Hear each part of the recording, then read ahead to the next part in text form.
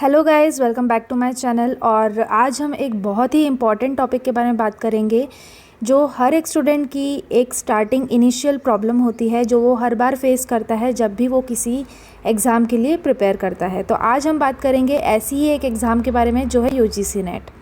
तो आज हम जानेंगे कि यूजीसी नेट क्या है, हमें क्यों करना चाहिए और कौन दे सकता है ये एग्ज़ाम, और साथ ही साथ में कौन करवाता है ये एग्ज़ाम। यानी कि 4 क्वेश्चन सॉल्व होंगे आज के इस वीडियो में। What is UGC NET JRF, why we should give this exam, who can give this exam, and at last how it is conducted. Okay, so guys, अब इस वीडियो में हम बात करेंगे यूजीसी के बारे में। और उसके पहले, यूजीसी को समझने के पहले आपको बहुत बहुत इम्पॉर्टेंट है कि आप ये 4 टर्म्स समझ लें, क्योंकि जो यूजीसी नेट की जो एग्ज़ाम है वो इन्हीं 4 टर्म्स से बनी हुई है, जो है यूजीसी नेट, जेआरएफ और सीबीएसई। जो स्टूडेंट इन 4 चीज़ों को समझ लेगा उसे आसानी होगी कि कैसे एग्ज़ाम कंडक्ट होती है। तो उसकी जो इनिशियल जो वर्किंग है इस एग्ज़ाम के लिए वो कंप्लीट हो जाएगी। जैसे कि यूजीसी, अब यूजीसी क्या होता है? University grant commission. ठीक है, अब university grant commission government of India का है। ठीक है, अब गवर्नमेंट ऑफ इंडिया ने ये एक ऐसी स्टैट्यूटरी बॉडी बनाई है, यानी कि जो यूजीसी है यानी कि यूनिवर्सिटी ग्रांट कमीशन, ये क्या करता है? यूनिवर्सिटी ग्रांट कमीशन जो यूनिवर्सिटीज़ होती हैं, है ना, उनको ये फाइनेंशियल यानी कि पैसों के मनी ओरिएंटेड, ठीक है, पैसों की हेल्प करता है, उसमें असिस्टेंस देता है, यानी कि ये बहुत इंपॉर्टेंट रोल प्ले करता है, राइट। फिर है नेट, यानी कि NET, नेशनल एलिजिबिलिटी टेस्ट। अब नेशनल एलिजिबिलिटी टेस्ट क्या है? तो अगर कोई भी स्टूडेंट जो पोस्ट ग्रेजुएट है या यूजी है यानी कि अंडर ग्रेजुएट है, अगर वो चाहता है कि मुझे एक प्रोफेसर बनना है, मुझे असिस्टेंट प्रोफेसर बनना है या फिर एसोसिएट प्रोफेसर बनना है, तो उसे उसके लिए नेट एग्ज़ाम क्लियर करना बहुत ज़रूरी है। अब नेट एग्ज़ाम क्या होता है? नेट एग्ज़ाम, इसके बारे में हम आगे भी बात करेंगे, लेकिन अभी मैं ब्रीफ में बता देती हूँ कि नेट एग्ज़ाम ऐसी एग्ज़ाम है जिसको आप अगर देते हैं, अगर आप इसमें अच्छे से पास होते हैं तो आप, या तो अगर आपने बहुत अच्छे से कर लिया तो आप जूनियर रिसर्च फेलोशिप जो हम आगे पढ़ेंगे उसमें आप कैरी ओवर हो जाएंगे, यानी कि वो आपको मिलेगा करने के लिए, या तो फिर आप एक असिस्टेंट की जैसे, यानी कि जो असिस्टेंट रहते हैं, असिस्टेंट प्रोफेसर्स, उनके पोस्ट पे आपको जॉब लगेगी। ठीक है, जेआरएफ, अब जेआरएफ क्या होता है? जेआरएफ यानी कि जूनियर रिसर्च फेलोशिप। आपने एग्ज़ाम दी, ठीक है, यूजीसी नेट जेआरएफ आपने एग्ज़ाम दी। अब ये एग्ज़ाम देने के बाद में जब रिज़ल्ट आएगा, ठीक है, अब इस रिज़ल्ट का जो क्राइटेरिया रहता है वो हर बार चेंज होते रहता है। ठीक है, जो क्रीम लेयर रहती है ना, मैं आपको अभी ब्रीफ में बताती हूँ कि जो क्रीम लेयर होती है उस क्रीम लेयर को जेआरएफ मिल जाता है। जैसे कि टॉपर्स को कैसे, जैसे मान लो कि कोई क्लास है और उसमें टॉपर्स को मैम ने बोल दिया कि यार जो टॉप करेगा उस बच्चे को चॉकलेट मिलेगी, ठीक है, 5 स्टार कैडबरी, जो मैम की इच्छा हो। ठीक है, तो वैसे ही यूजीसी नेट जेआरएफ में भी ऐसे ही होता है कि जो टॉप लेयर रहती है, जो क्रीम लेयर रहती है, जिन्होंने बहुत अच्छे परसेंटाइल निकाले हों, वो उस लेयर को वो जूनियर रिसर्च फेलोशिप में डाल देती है, जो आगे कंटिन्यू होता है सीनियर रिसर्च फेलोशिप की तरफ। अब इसमें क्या रहता है? आप रिसर्च करते हैं, ठीक है, जो आपका जो सब्जेक्ट रहता है उससे ओरिएंटेड रिसर्च करते हैं, उसको आप, यानी कि आप इंडिया को कंट्रीब्यूट करते हैं, राइट। फिर उसके बाद में अगर हम बात करें, अच्छा एक और बात, अगर आपको जेआरएफ नहीं मिलता है, ठीक है, अब पहली बात, बच्चों के दिमाग में ये हमेशा रहता है कि क्या यूजीसी नेट एग्ज़ाम यानी कि जो नेट एग्ज़ाम है और जो जेआरएफ एग्ज़ाम है ये दोनों अलग है? तो नहीं, ये दोनों अलग नहीं है, ये एक ही एग्ज़ाम है। जस्ट जो क्रीम लेयर रहती है, यानी कि जो ज़्यादा से ज़्यादा अच्छे मार्क्स जो लाते हैं बच्चे, उन्हें जेआरएफ मिल जाता है, यानी कि उनको आगे प्रोसीड कर दिया जाता है कि आप भैया आप तो रिसर्च करो, है ना। और जो बाकी के बच्चे रहते हैं, जो एलिजिबल हो गए हैं, जो पास कर गए हैं एग्ज़ाम, उन्हें क्या बोलते हैं? वो एक असिस्टेंट प्रोफेसर की जॉब को एक्वायर करते हैं। ठीक है, इतना क्लियर हुआ? आई होप इसमें आपको कोई डाउट नहीं होगा। और फिर आता है सीबीएसई। अब सीबीएसई क्या है? सीबीएसई यानी कि central board of secondary education. ये हमने हमारे स्कूल्स में बहुत सुना है, राइट ना। तो अभी सीबीएसई का भी बहुत बड़ा इसमें योगदान है, बहुत बड़ा कंट्रीब्यूशन है। अब सीबीएसई क्या करता है? अब यूजीसी के बिहाफ पे सीबीएसई जो है वो आपको ये एग्ज़ाम कंडक्ट करवाता है, ठीक है। ओके गाइस, अब हमने जो इम्पॉर्टेंट टर्म्स थी उनको तो पढ़ लिया, ठीक है, जैसे कि यूजीसी, नेट, जेआरएफ और सीबीएसई, इनको पढ़ लिया। पर उनके अंदर पढ़ते कि यार ये UGC NET exam full forms हैं, ये मिलके क्या काम करते। The national eligibility test is the national level exam conducted in India by CBSE on the behalf of UGC grant commission, यानी कि यूनिवर्सिटी ग्रांट कमीशन, ठीक है। अब इसका मतलब ये है जो नेशनल एलिजिबिलिटी टेस्ट है आपका, ठीक है, ये जो है ये नेशनल एलिजिबिलिटी टेस्ट, ठीक है, ये जो आपका टेस्ट है, अब ये जो है ये नेशनल लेवल का टेस्ट रहता है ना, यानी कि पूरे ऑल ओवर इंडिया का टेस्ट रहेगा, ठीक है। अब इस टेस्ट में जो सीबीएसई रहता है, ठीक है, CBSE on the behalf of UGC grant commission, यानी कि यूजीसी ग्रांट कमीशन, यहाँ पे ग्रांट कमीशन लिखा हुआ है, यहाँ पे यूनिवर्सिटी ग्रांट कमीशन आएगा, ठीक है, यहाँ पे इस जगह पे। चलो मैं एक बार वापस समझा देती हूँ।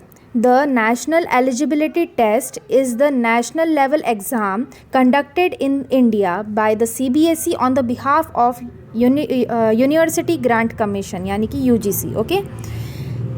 तो अब इसमें क्या रहता है, जो नेशनल एलिजिबिलिटी टेस्ट जो मैंने नेट का फुल फॉर्म बताया था, ये एक ऐसी एग्ज़ाम है जो नेशनल लेवल की रहती है, ठीक है, ये जो है वो नेशनल लेवल की एग्ज़ाम रहती है और कंडक्ट इंडिया में कराई जाती है। कौन करवाता है? सीबीएसई कराता है। किसके बिहाफ पे? यूजीसी के बिहाफ पे। यानी जो यूजीसी है वो उसने ये सीबीएसई को काम दे के रखा है कि भैया आप ये एग्ज़ाम करवाओ, ठीक है, आपका काम है एग्ज़ाम करवाना, ठीक है। जो नेक्स्ट है point, for post graduation to qualify university level teaching jobs, यानी कि ये जो पीजी लेवल के जो स्टूडेंट्स रहते हैं, ठीक है, उनके लिए रहता है ताकि वो एक यूनिवर्सिटी लेवल की टीचिंग जॉब, एक रहती है स्कूल लेवल की यानी कि जो टीचर्स जो हम हमारे स्कूल्स में देखते हैं, और एक रहती है यूनिवर्सिटी लेवल यानी कि यूनिवर्सिटी में। तो जो पीजी स्टूडेंट रहते हैं वो यूनिवर्सिटी लेवल की एग्ज़ाम्स को यूनिवर्सिटी लेवल की जो जॉब्स रहते हैं उनको एक्वायर कर सकते हैं यूजीसी नेट दे के, ठीक है, इतना क्लियर हुआ। और अब ये कितने सब्जेक्ट्स में होता है, तो ये टोटल 99 सब्जेक्ट्स और अब मच मोर ऐड हो गए हैं, उनमें ये एग्ज़ाम ली जाती है। आई होप आपको इतना क्लियर हुआ होगा। ओके गाइस, अब हमने ये पढ़ लिया कि यूजीसी नेट जेआरएफ क्या है, ठीक है। अब हम पढ़ लेते हैं कि why should we give UGC NET. अब हमें यूजीसी नेट क्यों देना चाहिए, इसका क्या रीज़न है कि हमें यूजीसी नेट देना चाहिए, कोई और एग्ज़ाम ना दे हम। तो यूजीसी नेट देने के हम यहाँ पे बेनिफिट्स को देखेंगे कि once cleared exam you are eligible for assistant professor और जूनियर रिसर्च फेलोशिप। जैसे कि मैंने आपको बताया अभी कि अगर आप ये एग्ज़ाम देते हैं तो क्या होता है, दो चीज़ें होती हैं, या तो आप असिस्टेंट प्रोफेसर की जॉब को एक्वायर करेंगे, ओके, ये जो असिस्टेंट प्रोफेसर की जॉब होती है इसको एक्वायर करेंगे, और अगर आपने बहुत अच्छे मार्क्स से स्कोर किया तो आपको क्या मिल जाएगा, जूनियर रिसर्च फेलोशिप मिल जाएगी, ठीक है। इतना आया, इतना क्लियर हुआ। फिर अब ये भी बच्चों के दिमाग में बहुत ज़्यादा डाउट रहता है कि क्या यूजीसी नेट देना इम्पॉर्टेंट है असिस्टेंट प्रोफेसर के लिए। तो यस, यूजीसी नेट देना बहुत इम्पॉर्टेंट है असिस्टेंट प्रोफेसर की जॉब के लिए, ठीक है, इतना आया, क्लियर हुआ। अब later you get selected on the basis of how well you present yourself in interview. अब ये बहुत बड़ी बात है, बच्चों को क्या लगता है कि इंटरव्यू इसमें नहीं है, लेकिन I want to tell you that कि स्टूडेंट्स इसमें इंटरव्यू है। क्या प्रोसेस रहती है, आप तैयारी करते हैं, आप पेपर 1 देते हैं, इसमें 2 पेपर्स रहते हैं, ओके, इसके बारे में हम बात करेंगे अभी। पेपर 1 देते हैं, पेपर 2 देते हैं, ओके, 2 पेपर्स देते हैं। इसके पहले 3 पेपर हुआ करते थे, अब 2 पेपर्स होते हैं, पेपर 1 एंड पेपर 2। फिर पेपर 1 पेपर 2 में अगर आप अच्छे से करते हैं और अगर आप सिलेक्ट हो जाते हैं तो आपका जो सिलेक्शन होता है असिस्टेंट प्रोफेसर अगर आप बन जाते हैं तो फिर आपको जो आप जैसे वैकेंसीज़ निकलती हैं बहुत सारे यूनिवर्सिटीज़ की, तो उसमें आपको फिर आपका नाम देना पड़ता है, आपको इंटरव्यू के लिए जाना पड़ता है, और अगर आप इंटरव्यू में अच्छा करते हैं then only you will be selected for the exam, otherwise there is no chances you get selected for it, okay. यानी कि आपको जो इंटरव्यू है इसमें भी बहुत अच्छे से ध्यान देना है। ऐसे नहीं कि इंटरव्यू में ध्यान ही नहीं देना है कि यार ठीक है चलो यूजीसी नेट तो निकाल ली हमने, हम तो हो जाएंगे पास। नहीं, आपको अगर जॉब चाहिए अच्छे से प्रिपेयर करके जाना पड़ेगा, ओके, आपको प्रेजेंटेबल रहना पड़ेगा, तभी आपको जॉब मिलेगी, नहीं तो आपको नहीं मिलने वाली जॉब। अब इसके आगे बढ़ते हैं। ओके गाइज, अब हम बात करते हैं कि ये एग्ज़ाम कौन दे सकता है, who can give this exam. कि पोस्ट ग्रेजुएट दे सकते हैं, राइट। यानी कि अंडर ग्रेजुएट इस एग्ज़ाम्स को देने के लिए क्वालिफाइड नहीं है, आपको पोस्ट ग्रेजुएशन करना पड़ेगा। तो अब आप इस एग्ज़ाम को अगर मेरे पॉइंट ऑफ व्यू से देखें तो आपको ये एग्ज़ाम, जब आप पोस्ट ग्रेजुएशन की तैयारी कर रहे हैं तो बहुत अच्छी बात है अगर आप तभी एग्ज़ाम की प्रिपरेशन करना शुरू कर दें, क्योंकि इसका जो सिलेबस रहता है आई नो बहुत वास्ट रहता है। तो उसके लिए आपको पहले से ही प्रिपेयर करना बहुत ज़रूरी है, राइट। तो इसके लिए आप क्या कर सकते हैं कि जब अगर आप अभी यूजी कंप्लीट करके जस्ट फ्रेशली आप पीजी में गए हैं तो आप अभी से तैयारी करना शुरू कर दें। ऐसा नहीं कि बाद में शुरू करेंगे, नहीं, आपको अभी से शुरू करना पड़ेगा। अभी से शुरू करोगे तो क्या होगा, जो कोर्स इतना लंबा है, बहुत वास्ट है, बहुत वाइड है, बहुत लेंदी है, तो आपका है ना एक माइंडसेट हो जाएगा कि यार हाँ ये कोर्स है, इतना करना है, मेरे पास में टाइम इतना है, तो आप उतने टाइम में निकाल लोगे। और ये एग्ज़ाम जो रहती है, बात मानिए टफ़ रहती है। आपको 1 से 2 कोई रहता है बहुत दिमाग वाला रहता है कि यार एक बार में निकाल, पहले से ही प्रिपेयर्ड रहिए। आपको पता है कि आपकी क्या टेंडेंसी है, आप किस टाइप के स्टूडेंट हैं, तो आप पहले से ही, अगर आपको इच्छा है कि आप ये एग्ज़ाम निकालना चाहते हैं तो आप पहले से ही तैयार रहिए, ठीक है। आप पहले से तैयारी शुरू रखिए। अब अगर आपको ये एग्ज़ाम देनी है तो आपके पोस्ट ग्रेजुएशन में 55% होने चाहिए, है ना, आपके एटलीस्ट, ओके, एटलीस्ट 55% आपके सिक्योर्ड होने चाहिए विदाउट राउंड ऑफ, ठीक है। ये आप ध्यान रखिए, विदाउट राउंड ऑफ आपके 55% होने चाहिए, है ना। और एक और मैंने यहाँ पे पॉइंट लिखा है कि one who is pursuing PG, यानी कि ये मेरा मानना है, ये जो पॉइंट है मैंने मेरे बिहाफ पे लिखा है कि अगर आप यूजीसी नेट की तैयारी करना चाहते हैं तो आप अगर अभी आपके पीजी को स्टार्ट ही किया हुआ है या फिर अभी टाइम है आपके पीजी कंप्लीट होने, तो आप अभी से शुरू करिए, क्योंकि ये एग्ज़ाम वास्ट है, आपको पहले से ही शुरू करना पड़ेगा तैयारी करना, ठीक है। ओके गाइज़, अब हम बात करते हैं, जो चौथा सवाल था हमारा, हाउ इट इज़ कंडक्टेड। तो अब ये एग्ज़ाम होती कैसे, हमने बात कर लिया कि यूजीसी नेट क्या होता है, कौन दे सकता है, कैसे होती है, कौन करवाता है, हर एक टाइप के क्वेश्चन बात कर लिए, ठीक है। अब हम बात करते हैं ये किस टाइप से होती है, इसका पैटर्न क्या रहता है, ठीक है। जो मेरी बुक्स थी उनमें से ही मैंने ये निकाला है, क्योंकि बहुत प्रॉपरली यहाँ पे डिस्क्राइब किया हुआ है। अगर आप चाहते हैं तो मैं इसका भी वीडियो बना के आपको दूँगी कि कौन सी बुक मैंने यूज़ करी और व्हाट आई फील कि बहुत अच्छी बुक से ये यूज़ करनी ही चाहिए। ओके गाइज़, तो जो पेपर 1 है उसमें ना 2 पेपर्स रहेंगे, ये भी मैंने आपको पहले बता दिया कि 2 पेपर्स रहेंगे, पेपर 1 और पेपर 2, ठीक है।